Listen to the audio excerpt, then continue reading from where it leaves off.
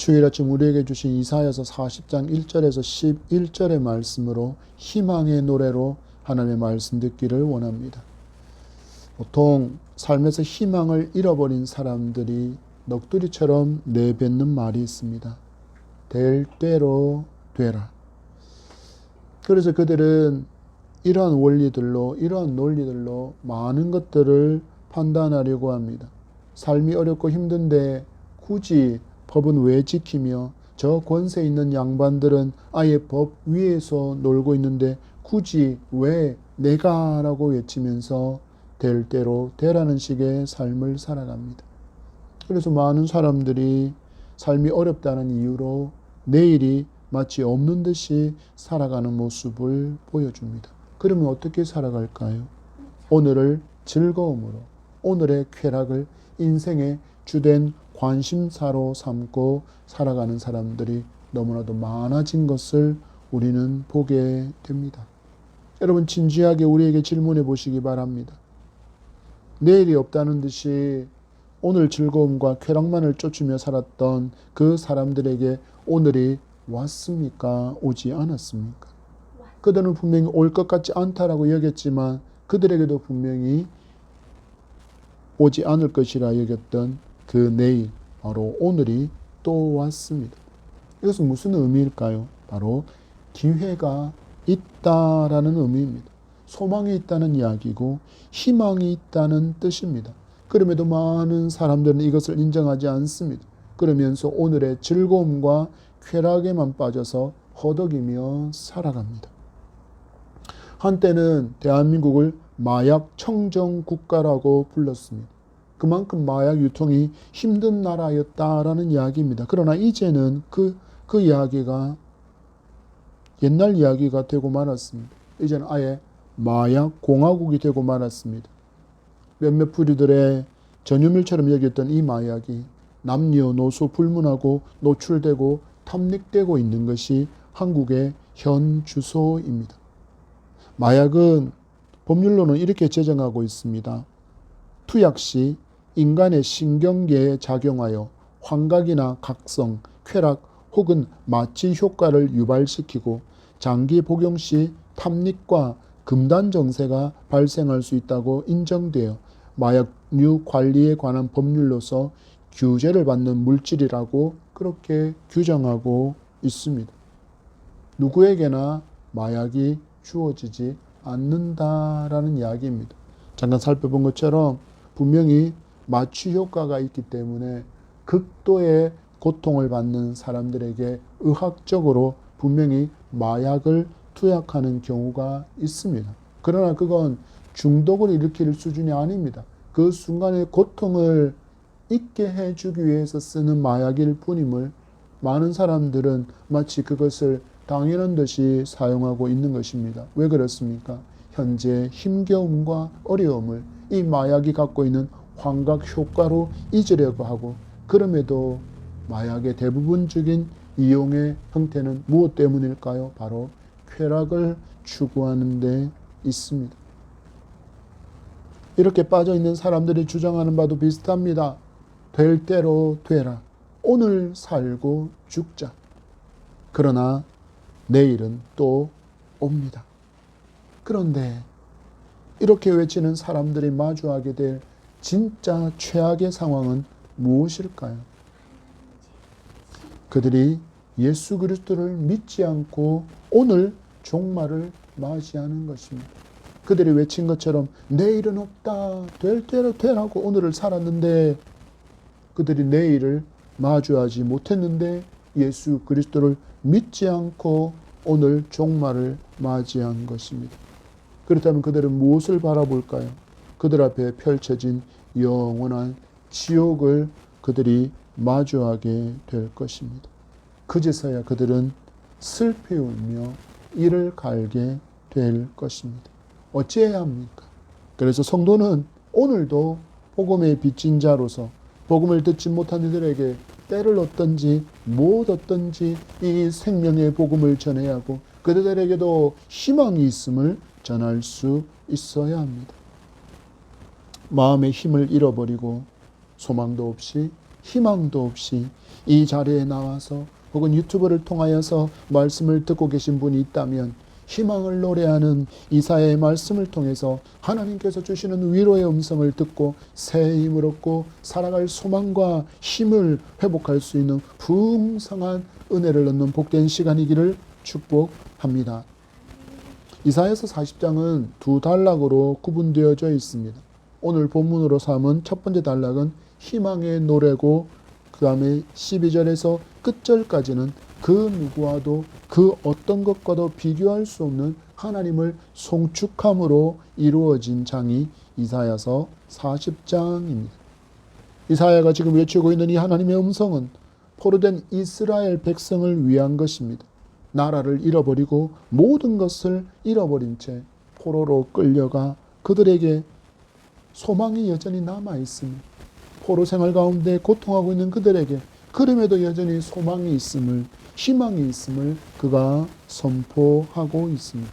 이 음성이 저와 여러분을 위한 음성인 줄 믿고 희망을 회복하는 복된 시간이기를 소망합니다. 1절과 2절의 말씀을 봤습니다. 시작. 너희의 하나님이 이르시되 너희는 위로하라. 내 백성을 위로하라. 너희는 예루살렘의 마음에 닿도록 말하며 그것에게 외치라. 그 노역의 때가 끝났고 그 죄악이 사함을 받았느니라.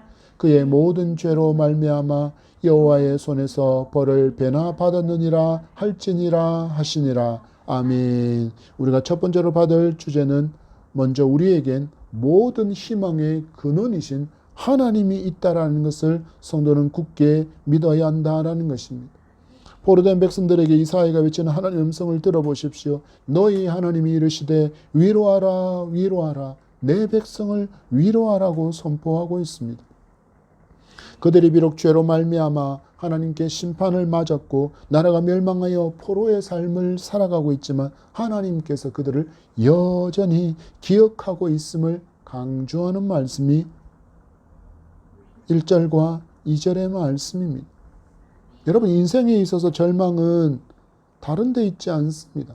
많은 사람들은 이야기합니다. 나는 돈이 없어서, 나는 권력이 없어서, 나는 막강한 배경이 없어서, 그래서 나는 모든 것이 절망의 상황이다라고 말하지만, 여러분, 인간에게 있어서 진정한 절망은 하나님에게서 끊어져 있는 것입니다. 그리고 이 절망은 이미 죄로 말미암아 모든 사람이 짊어지고 살고 있는 것이 바로 하나님에게서 단절되어진 절망입니다. 근데 더욱더 참담한 현실이 있습니다. 바로 이 절망의 문제를 인간은 어떤 노력으로도 세상의 그 어떤 것으로도 결코 해결할 수 없다라는 것입니다. 이것이 절망입니다. 어떤 인간도 어떤 환경도 세상의 그 어떤 것을 동원한다 할지라도 하나님에게서 죄로 말미암아 끊어져 있는 이 저주의 상태를 회복할 수 있는 길은 전혀 없습니다. 한마디로 우리에게는 아무런 소망이 없다는 뜻입니다. 이것이 인간이 가지고 있던 실존입니다. 인간이 가지고 있는 실존은 하나님이 없으면 아무런 소망이 없다라는 것입니다. 그런데 많은 사람은 세상의 것들이 채워져 있음으로 말미암아 나는 괜찮은 인생이라고 말하지만 실상 그들은 죽어있는 인생이며 여전히 저주 아래 살아가고 있는 인생이라는 것을 알지 못하는 무지함으로 그들은 세상의 부와 권세와 명예와 가진 인기들을 자랑하고 있을 뿐입니다. 그러나 살펴본 것처럼 하나님에게서 죄로 말미암아 끊어진 우리는 아무런 소망도 없는 존재입니다. 그런데 하나님은 이처럼 죄로 신음하는 사람들을 가만히 버려두지 않으셨습니다. 당신의 독생자 예수 그리스도를 이 땅의 대속의 어린 양으로 보내시고 십자가에서 죽게 하심으로 죄 사함의 은총을 입게 하시사 하나님께 나아올 수 있는 길, 하나님과 끊어진 관계를 다시 맺을 수 있는 길들을 열어주셨다라는 것입니다. 그러나 이 은총은 모두에게 주어지는 것은 아닙니다. 오직 하나님께서 보내신 구원의 이름 예수 그리스도를 나의 구주로 하나님의 아들로 믿는 믿음이 있어야만 얻을 수 있는 것입니다. 그리고 이 믿음도 내가 얻고자 해서 얻어지는 것이 아니라 하나님께서 우리에게 은혜의 선물로 주셨다라고 말씀합니다. 무엇을 의미합니까? 여러분, 이처럼 우리의 실존은 절망의 인생이고 저주의 인생이라는 그 사실에서 결코 인간은 자신의 힘으로 벗어날 수 없는데 하나님께서 크신 은혜와 사랑으로 이것을 벗어날 수 있는 길을 열어주셨고 심지어 믿음까지도 그렇게 얻을 수 있는 것을 은혜의 선물로 주셨다라는 것입니다. 바로 이 죄사함에 있어서 나에게는 어떠한 공로도 어떠한 자랑의 근거도 전혀 없다라는 것입니다. 그럼 우리에게 무엇만이 남아 있습니까? 오직 감사만이 남아 있음을 기억하시기 바랍니다. 하나님께서 죄인을 기억하심으로 구원자 예수 그리스도를 보내주신 것처럼 하나님께서 죄로 말미암아 심판을 받은 선민 이스라엘을 잊지 않고 기억하고 있다라는 것이 포로의 고통 가운데 슬픔 가운데 있는 그 이스라엘을 향한 가장 큰 위로였습니다. 왜 그렇습니까? 그들은 포로 생활 가운데 선민 이스라엘 백성이라는 이 이스라엘 나라가 망하는 것을 보면서 하나님께 버려졌다라고 여겼기 때문입니다. 다시는 전능하신 하나님께서 이스라엘의 하나님이 되시지 않을 것이라고 그들이 여기고 있었기 때문입니다. 그때 하나님은 이들에게 선지자 이사야를 통해서 말씀하십니다. 아니다. 너희들의 생각은 나를 오해한 것이다. 너희들은 나를 잘못 알고 있구나. 아니야. 나는 너희를 심판했지만 나는 너희를 여전히 사랑한다. 내가 사랑하기 때문에 너희가 죄에서 돌이킬 수 있도록 징계한 것임을 기억하라. 나는 여전히 그럼에도 불구하고 너희를 사랑한다. 하나님은 구체적으로 이 회복을 이렇게 노래하십니다. 노역의 때가 끝났고 죄악이 사함을 받았느니라. 아멘. 여러분, 이스라엘의 포로의 삶이 얼마나 고달팠겠습니까? 한국은 오랜 시간 동안 나라 잃은 서름을 여러 차례 겪은 나라이기 때문에 이 고달픔과 이 서글픔을 너무나도 잘 아는 민족입니다. 여러분, 포로의 삶이 얼마나 고달팠겠습니까? 나라 잃은 서름이 얼마나 힘들었겠습니까? 그들에게 여러분 제대로 된 쉼이 있었겠습니까? 인격적인 대우가 있었겠습니까? 인간 이하의 처우와 쉼이 없는 노역으로 말미암아 그들은 힘겨운 시간을 보내고 있었습니다. 그런 그들에게 아무런 소망이 없다고, 하나님도 우리를 버리고 외면하신다는 그 절망에 빠져 있을 때 하나님이 그들에게 음성을 들려주십니다. 아니, 내가 너희를 기억하고 있다. 내가 너희를 위로하고 너희들을 포로에서 회복하겠노라는 하나님의 희망의 음성이 백성들에게 들려진 것입니다. 여러분, 이 음성으로 말미암아 그들은 힘을 낼 수 있었습니다. 희망이 없는 사람은 삶이 고달픕니다. 소망이 없는 사람 역시 삶이 고달픕니다. 하나님이 죄범한 자기들을 잊지 않고 버리지 않고 기억하고 계신다는 그 음성을 듣는 순간, 그리고 그들이 다시 그 고향으로 돌아갈 수 있다라는 희망의 음성을 듣는 순간 그들은 그 고달픔 또한 이겨내고 인내할 수 있었습니다. 여러분, 인생을 살아가면서 어려움과 위기를 마주하지 않는 사람이 도대체 누가 있습니까? 모든 인생은 살아가는 동안 위기와 어려움을 마주할 수 있고 실패와 공고한 상황도 마주할 수 있습니다. 그때 우리의 입술에 재갈을 물려야 할 것입니다. 앞에서 만난 사람들처럼 될 대로 되라라고 말하는 사람이 되지 않아야 합니다. 성도는 그렇게 살 수 없습니다. 왜 그렇습니까? 언제나 말씀으로 이처럼 나를 주목하시고 큰 관심과 사랑으로 위로하고 회복해 하시는 바로 희망의 하나님이 우리의 아버지이기 때문입니다. 지금 나라가 참 어렵습니다. 경제적인 어려움으로 너무나도 많은 고통을 겪고 있습니다. 어렵다 보니 또 많은 기업들이 외국으로 공장을 옮겨가고 있습니다. 그래서 지역 경제가 무너지고 있고 사람들은 돈을 찾아서 서울로만 갑니다. 당연한 순서인 것처럼 지방의 인구는 감소하고, 인구의 감소는 곧 교회적으로 볼 때도 교회 성도의 숫자로 그 숫자 감소로 이어질 수밖에 없습니다. 지금의 교회들의 현실을 보십시오. 청년들이 없습니다. 그리고 청장년들이 없습니다. 청소년들이 없습니다. 어린아이들이 없어서 유치부와 학생부와 청년부가 없는 교회가 태반입니다. 왜 이런 일이 일어나고 있습니까? 왜 이런 일이 일어나고 있습니까? 그래서 많은 사람들이 이러한 현실 앞에 말합니다. 더 어려워질 것이다. 아무런 희망이 보이지 않는다. 여러분, 하나님은 우리를 잊지 않고 계십니다. 하나님이 이스라엘 백성들을 잊지 않으신 것처럼 하나님도 우리를 잊지 않고 계십니다. 그리고 이 백성, 이 민족도 하나님 잊지 않고 있음이 여러분 희망임을 믿으시기 바랍니다.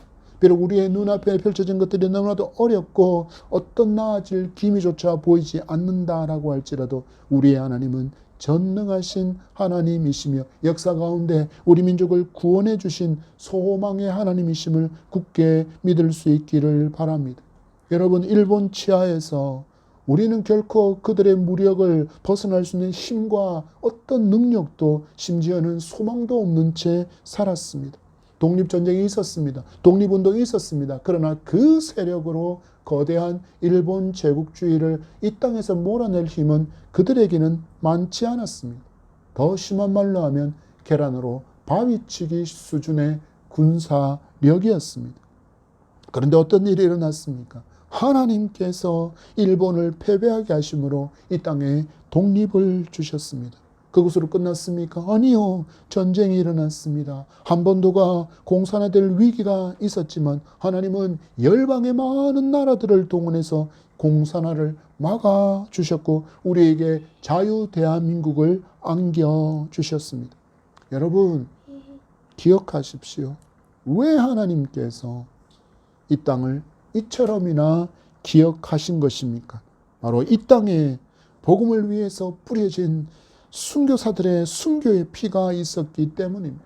밤낮 교회와 민족을 붙들고 부르짖어 눈물로 기도의 씨를 뿌리는 무릎의 성도가 있었기 때문입니다. 순교의 피, 성도의 눈물이 흐르고 기도하는 무릎의 온기가 아직 있기에 만물의 주인이시고 열방의 주인이신 하나님이 우리를 기억하고 있는 것입니다. 그래서 삶은 너무나도 어렵다 할지라도 성도인 우리에게는 결코 잃어버릴 수 없는 소망과 희망이 있는 것입니다. 왜입니까? 바로 하나님이 우리의 희망이시고 그분은 영원하신 하나님, 지금도 살아서 역사하시는 하나님이시기 때문입니다. 지금 이 하나님께로 여러분의 시선과 여러분의 마음과 여러분의 발걸음을 옮겨보시기 바랍니다. 그러면 그곳에 계신 하나님을 만나서 우리는 결코 잃을 수 없는 희망과 소망을 얻게 될 줄 믿습니다. 그리고 소망의 하나님의 음성을 우리도 믿음의 귀로 들을 수 있을 것입니다. 내 백성을 위로하라. 내 백성을 위로하라. 내 백성을 위로하라. 6절과 7절의 말씀 봤습니다. 시작. 말하는 자의 소리여 이르되 외치라. 대답하되 내가 무엇이라 외치리까 하니 이르되 모든 육체는 풀이요 그의 모든 아름다움은 들의 꽃과 같으니 풀은 마르고 꽃이 시들면 여호와의 기운이 그 위에 불미라. 이 백성은 실로 풀이로다. 풀은 마르고 꽃은 시드나 우리 하나님의 말씀은 영원히 서리라 하라. 아멘. 우리에게 희망이 있는 것은 영원한 하나님 나라의 회복이 있기에 우리에게 희망이 있는 것입니다. 세상의 권세를 잡은 자들은 자기의 권세가 영원할 것이라고 착각하며 살아갑니다. 그리고 내가 권세를 잡으면 가장 아름다운 유토피아를 건설할 수 있을 것이다 라고 그렇게 떠벌립니다.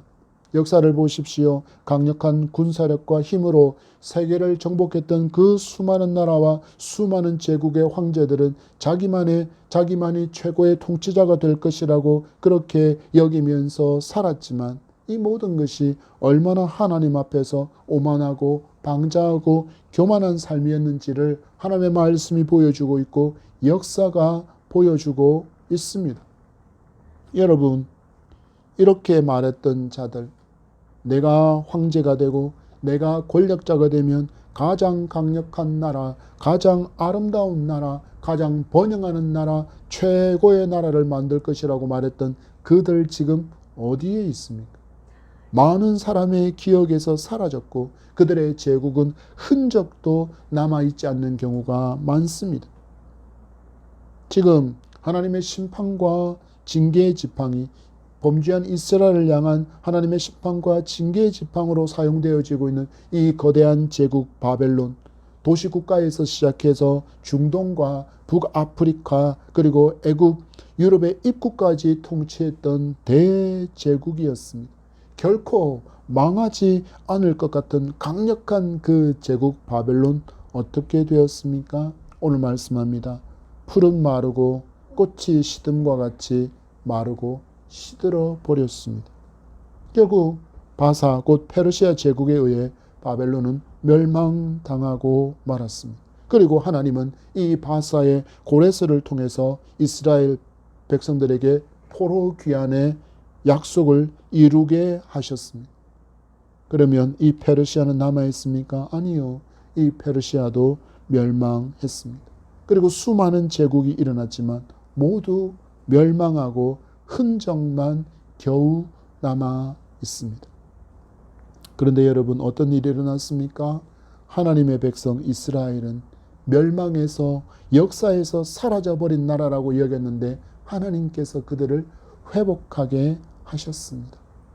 무려 지금으로부터 2000년에 가까운 시간 전에 AD 70년 로마의 티투스 장군의 침공으로 말미암아 이스라엘은 역사에서 사라져 버렸습니다.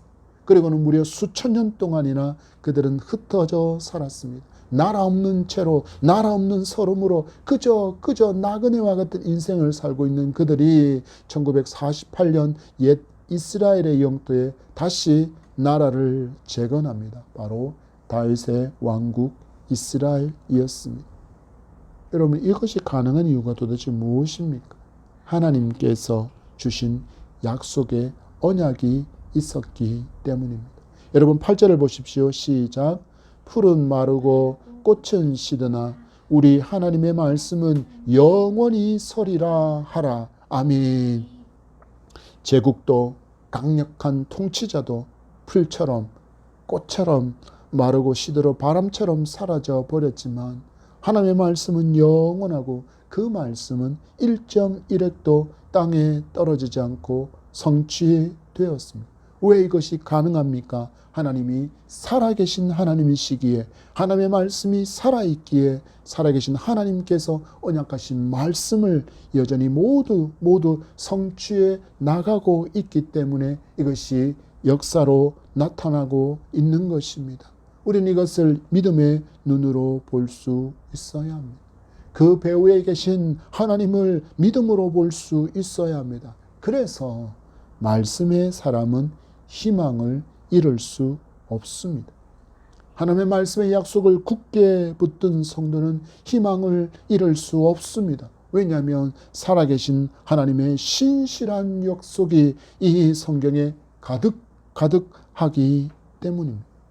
그리고 마침내 약속하신 대로 예수 그리스도께서 다시 이 땅에 심판의 주로 재림하실 때 모든 불의가 심판받아 지옥에 멸해지고 오직 하나님의 공의와 정의만이 세워지는 소망의 나라를 완성하실 것입니다. 그리고 이 예수 그리스도를 구주로 믿는 모든 자는 이 영원한 나라에서 영원토록 살게 될 것입니다. 그리고 이 믿음을 가진 사람은 이 땅에서도 이미 예수 그리스도께서 구원의 주로 이 땅에 처음 오셨을 때 함께 임한 그 하나님의 나라, 바로 천국을 이 땅에서 누리며 살아갈 수 있는 놀라운 특권을 믿음으로 말미암아 얻게 되었다라는 것을 분명히 알아야 합니다. 이미 믿음으로 말미암아 천국을 상속받은 사람들이 지옥을 사는 것처럼 그런 표정을 지으며 살지 않아야 합니다.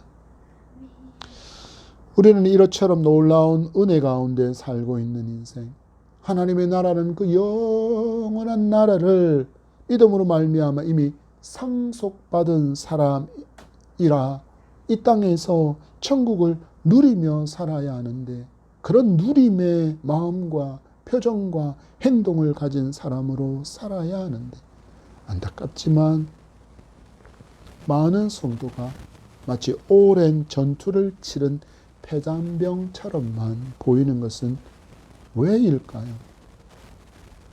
세상살이가 힘들다라는 거 앞에 있는 박 목사도 잘 알고 있습니다. 박 목사도 제법 화려한 이력을 갖고 있지 않습니까?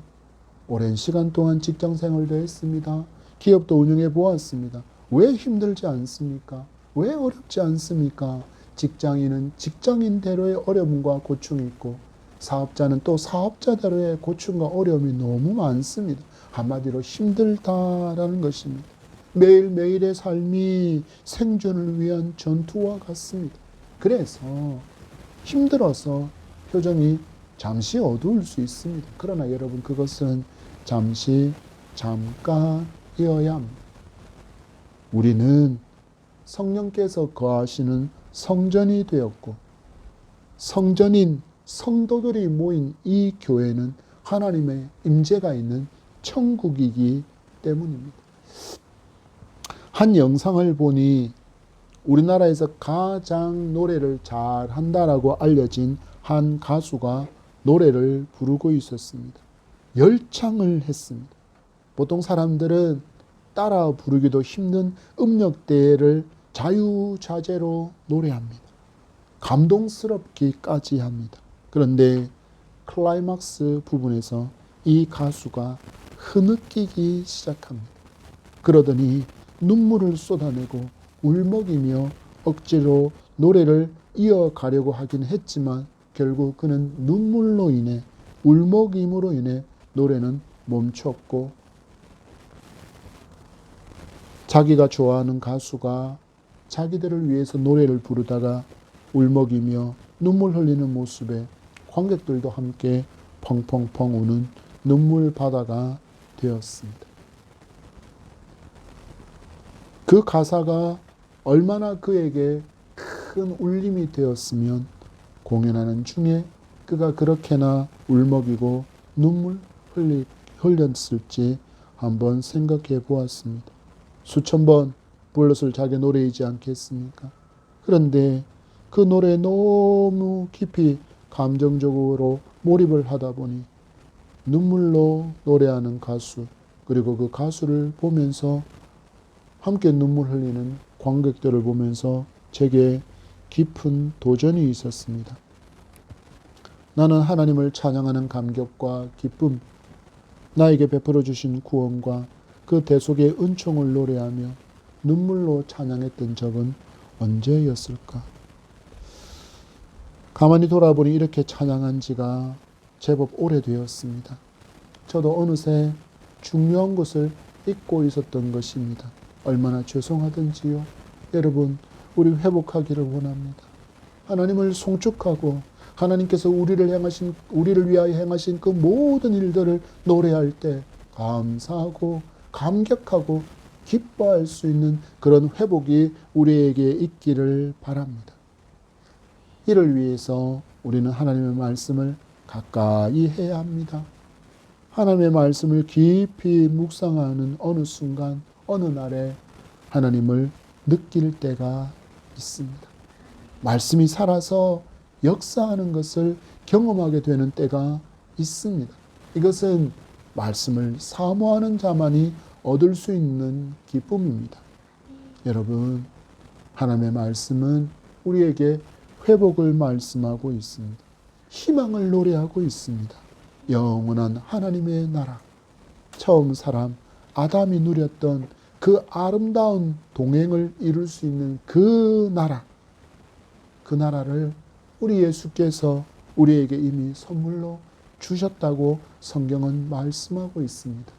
그 아름다운 하나님과의 동행, 예수 그리스도를 믿음으로 말미암아 우리에게 회복되어진 놀라운 관계임을 여러분 기억하면서 지금 이 땅에서 믿음으로 그 동행과 기쁨을 누리며 살아갈 수 있는 저와 여러분 되기를 바랍니다. 이것이 하나님의 기대라는 것을 분명히 기억하며 살아가는 기쁨의 성도, 소망의 성도, 희망의 성도이기를 바랍니다. 여러분, 우리에게는 험난한 세상살이가 있지만 우리에게는 분명히 돌아가야 할 하나님께서 회복하신 그 아름다운 나라, 마침내 예수께서 이 땅에 오심으로 완성하실 그 아름다운 나라가 이미 상속되어져 있다라는 이 믿음으로 오늘 감사하고 감격하며 찬양하는 희망으로 넘치는 저와 여러분이기를 바랍니다. 9절에서 우리 11절의 말씀 받도록 하겠습니다. 시작. 아름다운 소식을 시온에 전하는 자여, 너는 높은 산에 오르라. 아름다운 소식을 예루살렘에 전하는 자여, 너는 힘써 소리를 높이라. 두려워하지 말고 소리를 높여 유다의 성읍들에게 이르기를 너희의 하나님을 보라 하라. 보라, 주 여호와께서 장차 강한 자로 임하실 것이요 친히 그의 팔로 다스리실 것이라. 보라, 상급이 그에게 있고 보응이 그의 앞에 있으며 그는 목자같이 양떼를 먹이시며 어린 양을 그 팔로 모아 품에 안으시며 젖먹이는 암컷들을 온순히 인도하시리로다. 아멘. 말씀은 우리에게 이 희망의 노래를 함께 나누라고 전하고 있습니다. 여러분, 이 희망의 노래는 나만 알고 나만 누리는 것이 되지 않아야 합니다. 성경 말씀합니다. 하나님께서 이사야의 입술을 통해 우리에게 말합니다. 이 아름답고 놀라운 소식을 어떻게 하라고 말씀하고 있습니까? 이 아름다운 소식을 시온에 전하고 이 아름다운 소식을 예루살렘에 전하라고 이야기합니다. 아름다운 소식이기에 먼저 듣게 되고 알게 되고 믿게 된 우리가 이제는 전해야 한다라는 것입니다. 왜 그렇습니까? 여전히 이처럼 아름다운 희망의 노래를 알지 못하는 사람이 내 주변에 너무나도 많기에 하나님께서 우리를 이때 이 땅에 보내셔서 이처럼 막중한 사명을 우리에게 맡겨주셨다라는 것을 분명하게 기억해야 합니다. 여러분, 예외는 없습니다. 모두가 동참하고 순종해야 할 사명임을 여러분 분명히 기억하시기 바랍니다. 하나님은 이 아름다운 소식을 우리의 입술을 통해서 우리의 삶을 통해서 나의 사랑하는 가족과 나의 사랑하는 친구와 나의 사랑하는 이웃이 듣기를 원하신다라고 말씀합니다. 어찌 해야 합니까? 이제 나아가서 전하는 저와 여러분이기를 바랍니다. 여러분의 삶의 현장인 학교에서, 직장에서, 이웃을 만나는 그 침묵의 자리에서 이처럼 아름다운 희망의 노래를 전할 수 있어야 합니다. 이 소식을 듣지 못하고 내일을 맞이하지 못할 너무나도 많은 불쌍한 영혼들이 여러분 주변에 가득하다라는 것을 분명히 기억하십시오. 전하지 않으면 그들은 결코 이 희망의 노래를, 이 아름다운 소식을 알 수 없습니다. 로마서 10장 14절과 15절은 이렇게 말합니다. 그런즉 그들이 믿지 아니하는 일을 어찌 부르리요? 듣지도 못한 일을 어찌 믿으리요? 전파하는 자가 없이 어찌 들으리요? 보내심을 받지 아니하였으면 어찌 전파하리요? 기록된 바 아름답도다 좋은 소식을 전하는 자들의 발이여 함과 같으니라. 아멘. 여러분, 우리에게 이 아름다운 소식을 전해야 될 막중한 사명이 있고, 그리고 이 막중한 사명의 역사와 능력이 나타나기 위해서는 반드시 우리는 성령의 권능을 받아야 함을 기억해야 합니다. 사도행전 1장 8절입니다. 오직 성령이 너희에게 임하시면 너희가 권능을 받고 예루살렘과 온 유다와 사마리아와 땅끝까지 이르러 내 증인이 되리라 하시니라. 아멘. 여러분, 예수 그리스도의 공생애 가운데 예수 그리스도의 사도들과 그의 제자들의 삶에 역사가 나타난 것은 성령께서 그들을 충만하심으로 다스려 주셨기 때문이고, 그들의 성령의 충만을 사모하고 성령을 의지하여 그들에게 성령의 권능이 임했기 때문입니다. 그래서 성령이 너에게 임하시면 성령의 권능을 받아야만 내 증인의 삶을 힘있게 감당할 수 있다라고 예수께서 알려주신 것입니다. 지금 예수 밖에 있는 사람들이 그들이 호흡이 있는 동안에 이 아름다운 소식, 희망의 노래를 듣지 못하면 그들은 공포스러운 절망의 순간을 마주할 것입니다. 누가복음 17장 34절 35절에서 예수께서 이렇게 말씀하십니다.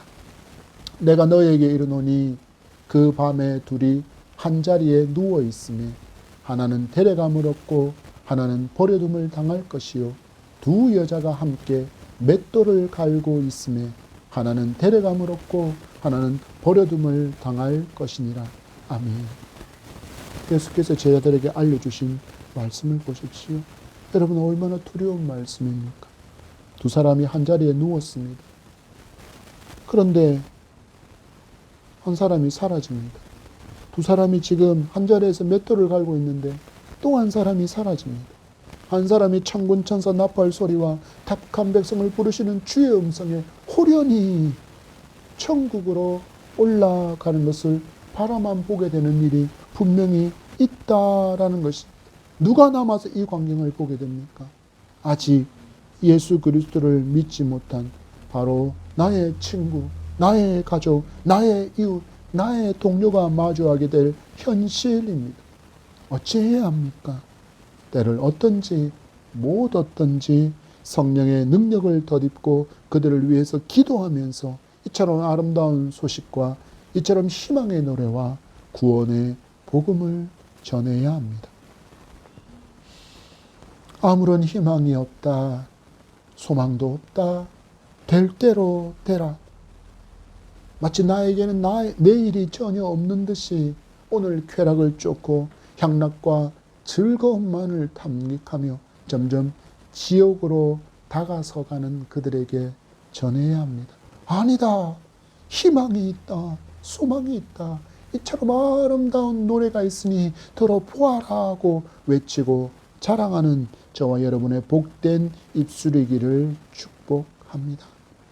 지금 우리가 이렇게 전해야 하는 것은 재림의 때가 정말 임박했기 때문입니다. 예수께서 다시 오시기 전에 일어나게 일들이라고 예언된 성경의 예언들은 대부분 이미 성취되었습니다.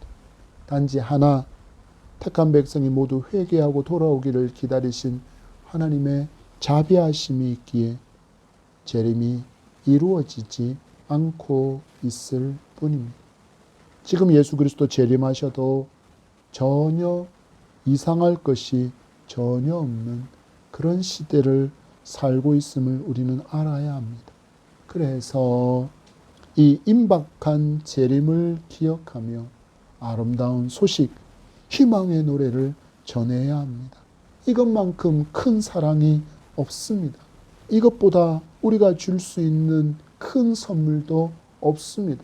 세상의 부귀영화도 명품도 좋은 집도 좋은 차도 나에게 천국을 줄 수 없지만 천국 복음은 여러분이 전하는 이 아름다운 소식과 이 희망의 노래는 그들에게 천국을 얻을 수 있는 기회를 제공하는 것입니다.